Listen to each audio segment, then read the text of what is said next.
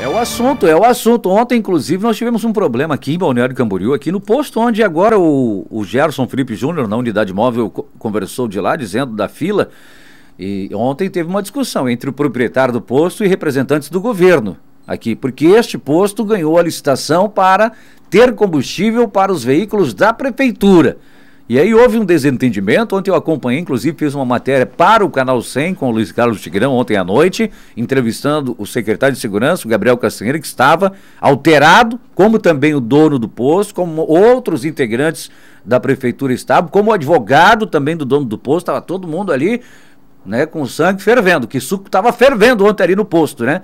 Mas, graças a Deus, por fim, ficou tudo bem, né? E o que ficou definido?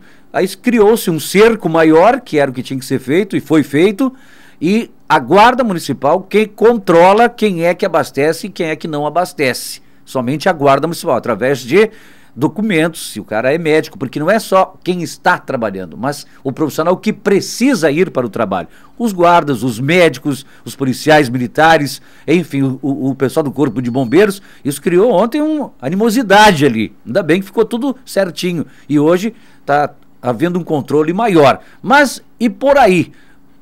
Por nossa região, Caleb. Exatamente. Para saber qual o cenário nos postos de combustíveis aqui no litoral, nós conversamos com Giovanni Alberto Testoni, presidente do Sim Combustíveis, que é o sindicato dos proprietários de postos de combustíveis da nossa região. Bom dia, Giovanni. Bom dia, Caleb. Bom dia, Dilson. É um prazer falar com vocês na Rádio Menina. Como que está a situação neste momento, Giovanni? A situação ela está exatamente como ontem. Nós estamos aí entrando em mais um dia de conversas para que essa situação termine no dia de hoje. Ou seja, hoje nós estaremos em contato com o movimento grevista a nível de Estado.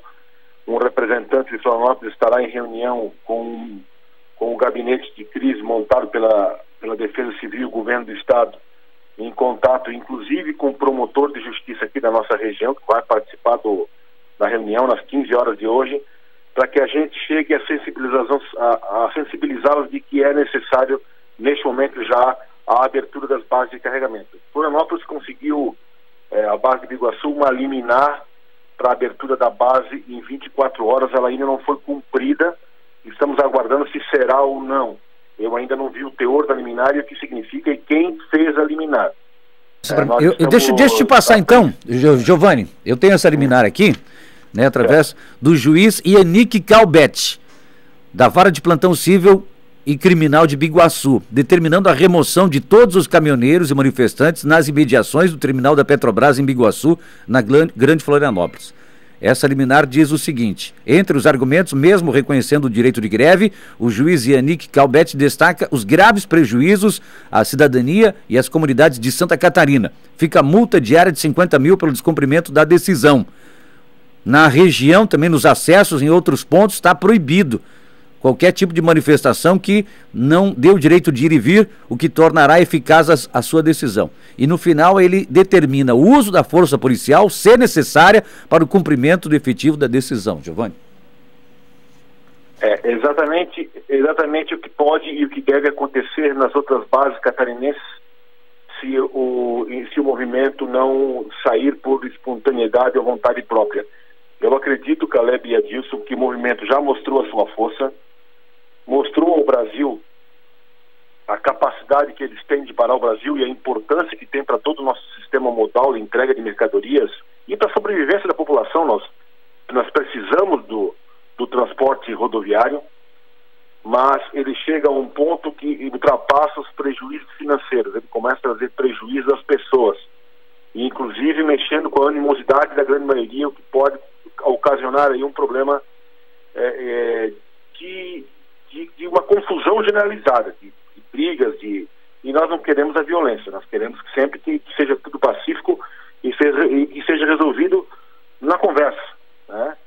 Eu acho que o movimento já alcançou o seu objetivo. Nós, infelizmente, não sabemos ao fato quem representa este movimento, porque são vários representantes a nível de Brasil negociando com o governo federal, não há um específico, e a gente não sabe quem de fato os representa. Aí o que acontece? Há uma hora uma reivindicação que o governo atende, há uma outra reivindicação que o governo atende, há agora novas reivindicações. Seria importante que o movimento fosse mais sincronizado e que a gente pudesse ter, que o governo em si fizesse a sua parte bem feita, né, porque até agora realmente ele vem se atrapalhando na situação, para que esse movimento acabe imediatamente. Nós precisamos voltar à normalidade, as pessoas precisam retomar os seus trabalhos, as crianças, as escolas, os postos municipais de saúde funcionar, os hospitais, os médicos conseguirem chegar com tranquilidade para os seus atendimentos, os seus plantões, as cirurgias possam voltar, senão nós começamos daqui a pouco a estar num momento de caos, que não é o que, eu tenho certeza que não é o que o movimento gostaria que acontecesse.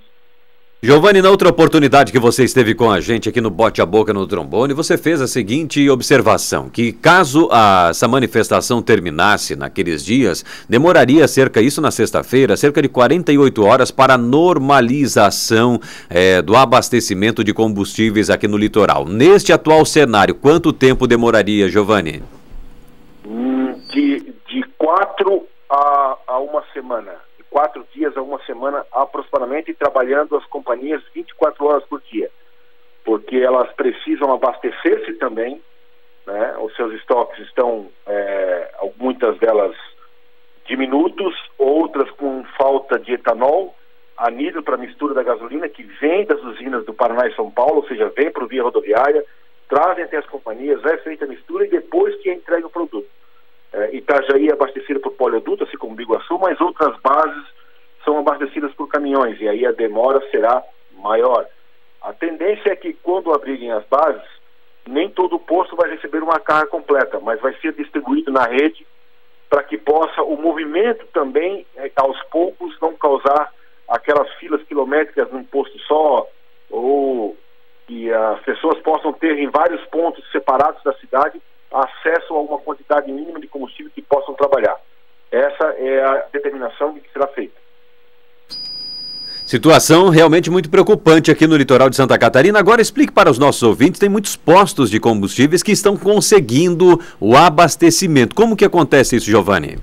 Nós temos poucos postos aqui na região que conseguiram combustível para situações de emergência. Alguns que tinham licitações para a Polícia Militar, Polícia Civil, Corpo de Bombeiros, Ambulância, SAMU, esses serviços essenciais que a população não pode de jeito nenhum, nós não podemos ficar sem. Estes postos, o movimento grevista permitiu que caminhões fossem carregados, distribuídos e entregues especificamente nesses postos para especificamente esse serviço. Assim como aconteceu em Balneário Camboriú ontem uma pequena confusão, em Itajaí aconteceu uma confusão grande. Em um posto que é licitado para abastecer esse tipo de serviço, a população invadiu o posto, a proprietária do posto, intimidada, não sabia mais como controlar a situação. Houve, inclusive, um princípio de uma grande confusão. A Polícia Militar e a Secretaria de Segurança de Itajaí, os 5 combustíveis também interviu, conseguiram cercar o posto, conversar com as pessoas, explicar que aquele combustível era, sim, exclusividade para os serviços essenciais. É difícil porque está todo mundo ficando sem limites, as pessoas estão chegando ao seu limite, na verdade.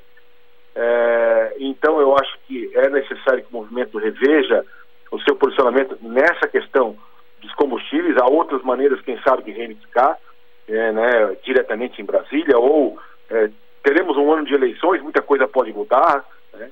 O movimento conseguiu sim parar o Brasil, os prejuízos são bilionários.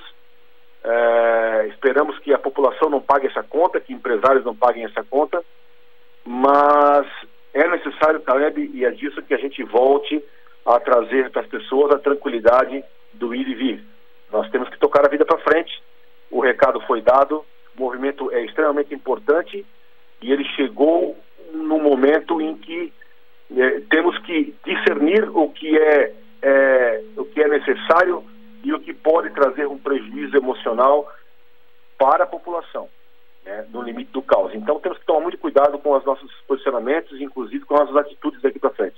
Toda aquela satisfação da população mediante a manifestação dos caminhoneiros, que são vistos por enquanto como heróis, pode levá-los a vilões em relação a toda a situação que nós estamos vivendo, né, Giovanni? A preocupação é que não é questão de torná-los vilões, eu acho que eles não serão vilões jamais. Eles foram realmente corajosos em permanecer, em fazer o evento, o movimento. A questão é o seguinte, se houver estopins de violência em alguns locais, quem serão os responsáveis? Alguém irá assumir a atitude alguém será assumir a responsabilidade dessas atitudes, desses confrontos, se houverem?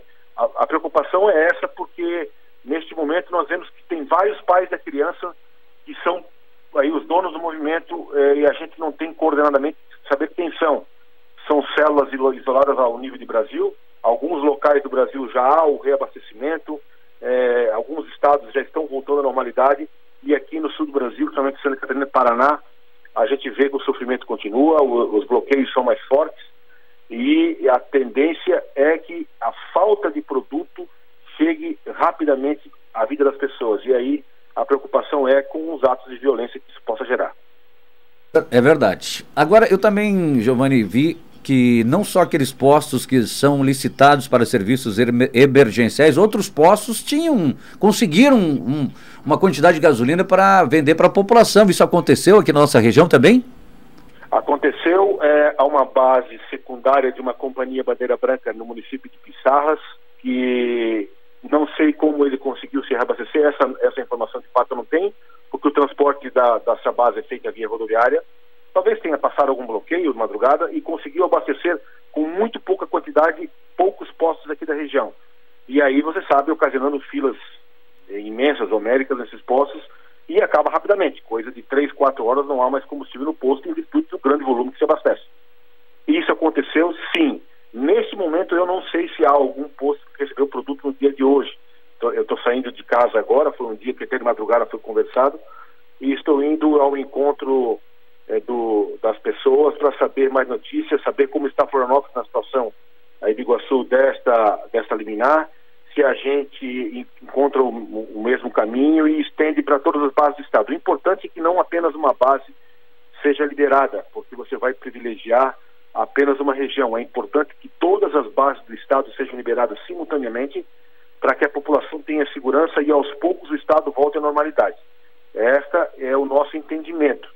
E é com esse entendimento que hoje à tarde nós teremos uma reunião às 15 horas, inclusive com a presença do promotor público de Itajaí, uma videoconferência com a Defesa Civil do Estado, direto de Florianópolis, com os centros que foram montados de Defesa Civil e pessoas envolvidas, com policiais, com toda a questão da segurança do Estado, para que seja debatido esse assunto, inclusive com a presença do representante do movimento da Grande Florianópolis, que é o movimento estadual, para que a gente possa sensibilizar essas pessoas e dizer que é necessário que a gente possa voltar à normalidade o quanto antes, para não trazer mais prejuízos às pessoas, além dos que elas já possuem e do financeiro também.